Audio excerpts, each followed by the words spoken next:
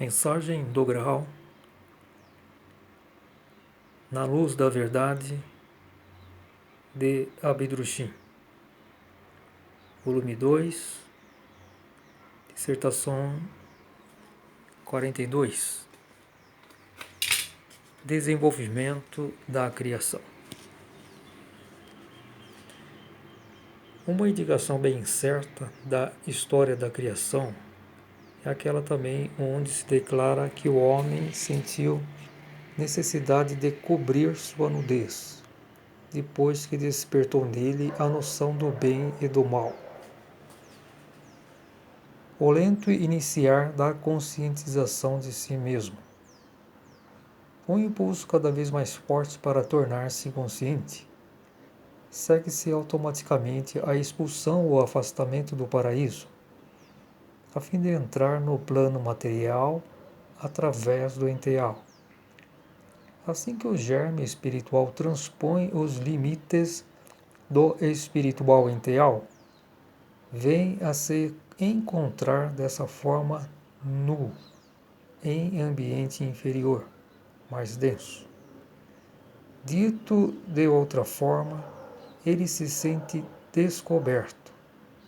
Apresenta-se então ao espírito humano não só a precisão, mas também a necessidade absoluta de se cobrir com a espécie enteal e material de seu novo ambiente, a fim de se proteger, de pôr sobre si uma espécie de manto, o invólucro enteal.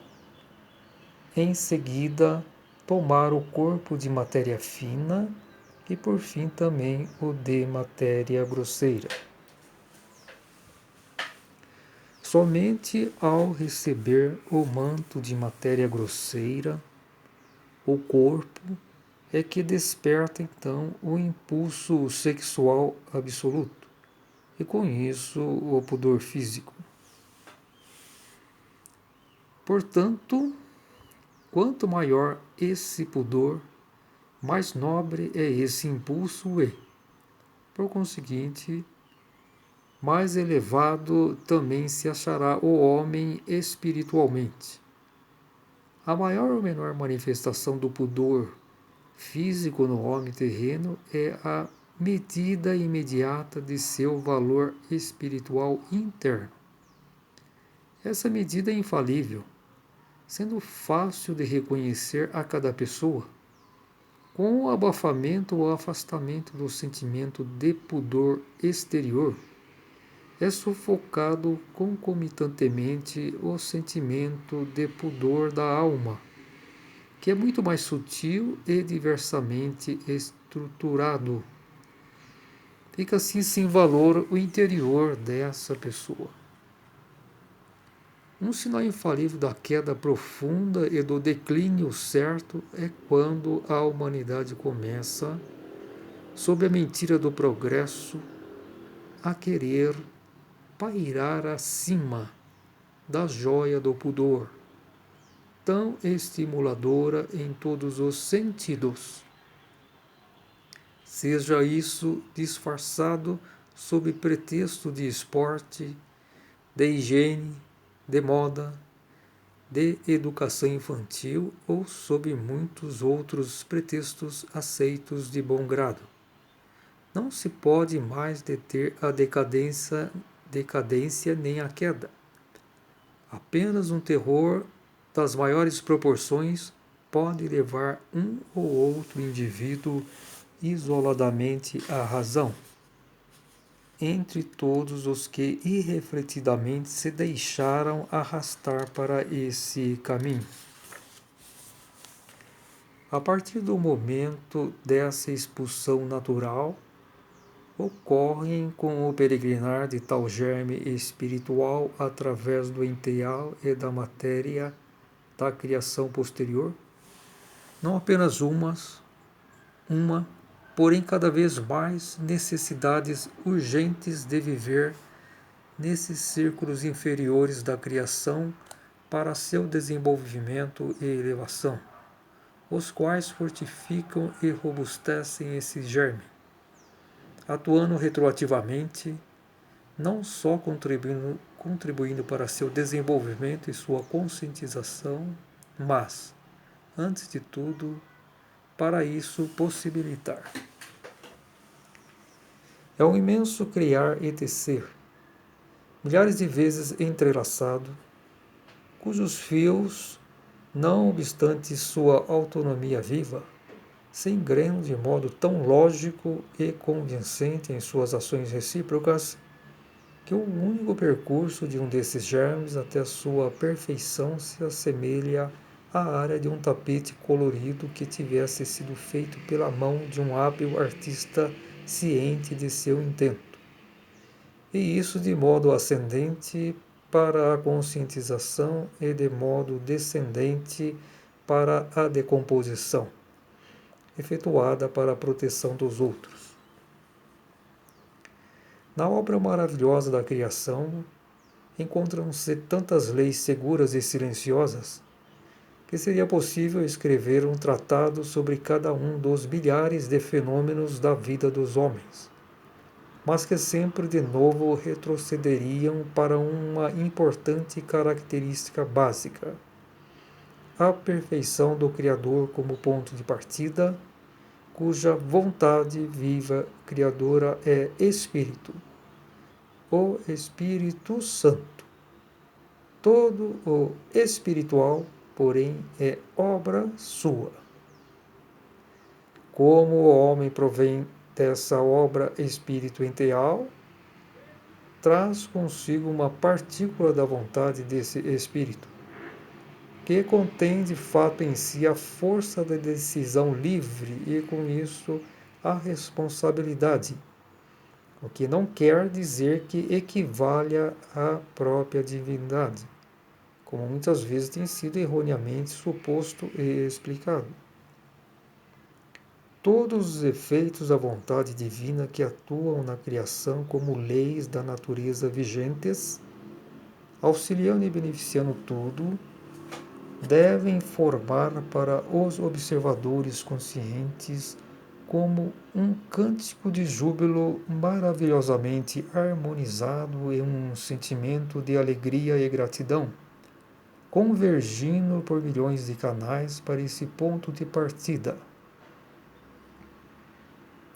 O processo que se repete eternamente na criação, acarretando respectivamente a saída do germe espiritual do paraíso quando em certo estado de maturação, mostra-se nítido também aos olhos terrenos enquanto os acontecimentos ocorrem aqui na Terra, já que em todas as partes se encontra a cópia de tal fenômeno.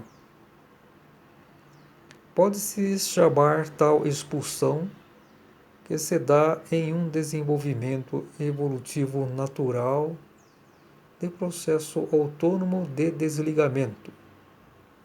O mesmo se dá com uma maçã madura ou com toda a fruta madura que cai da árvore para, decompondo-se sob a vontade do Criador, libertar a semente.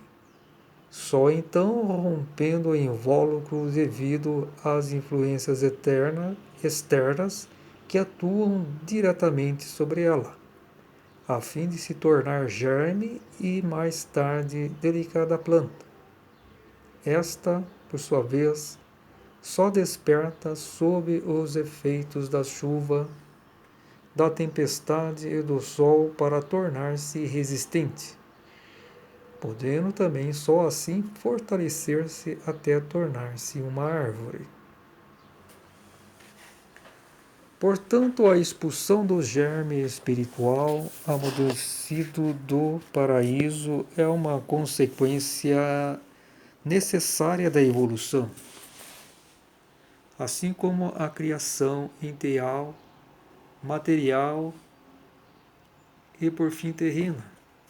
Em suas características fundamentais, nada mais é do que a sequência da criação espírito-ideal, com que se repetem os traços fundamentais da própria criação. mas sempre com a necessária diferença com que se mostram os efeitos recíprocos de acordo com a espécie enteal e material. Também na matéria terrena mais grosseira ocorre a expulsão da alma, tão logo chegue para isso o tempo de maturação. É a morte terrena, que significa a expulsão automática ou afastamento da matéria grosseira, e o consequente nascimento no mundo da matéria fina. Aqui também caem os frutos, como de uma árvore. Em tempo calmo, apenas os maduros. Durante tempestades e mau tempo, também os não amadurecidos. Os frutos maduros são aqueles que baldeiam para a matéria fina, para o além, em hora certa, quando a semente interior já está deveras amadurecida. Acham-se espiritualmente prontas para o além. Por conseguinte, deitam raízes com rapidez e conseguem crescer com segurança. Já os frutos não amadurecidos são aqueles cuja queda ou morte, com a consequente decomposição do corpo de matéria grosseira que até então os protegia, lança a descoberto no além a semente ainda não madura, e assim a deixa prematuramente ao abandono, exposta a todas as influências, pelo que ou terá que definhar, ou então será forçada a amadurecer com atraso, antes de vir a deitar raízes, isto é, de familiarizar-se no terreno do além, contingências, e com isso poderá crescer. E assim por diante, sempre de um degrau de desenvolvimento a outro, quando não interferir a podridão que destrói as sementes não suficientemente maduras, que assim se perdem junto com a vitalidade que dentro delas se potencializava e que poderia vir a criar uma árvore autônoma e frutífera, contribuindo desse modo para o desenvolvimento, que o desenvolvimento continuasse. O homem que olhar em redor de si com atenção poderá observar, muitas vezes, em seu âmbito mais próximo, exatamente a imagem fundamental de todos os fenômenos da criação, já que nas coisas menores se refletem as maiores. Imediatamente abaixo desse paraíso espírito enteal, paira o reino de todo o enteal, que se divide em duas partes. Em primeiro lugar está o enteal consciente, que se compõe dos seres elementares e da natureza, aos quais pertencem também, por fim, os elfos, os gnomos, os silfos, etc. Esses seres da natureza e os elementares foram o preparo indispensável para o ulterior desenvolvimento que ocorreu no caminho da criação material, pois somente poderia surgir a parte material pela ligação com o enteal.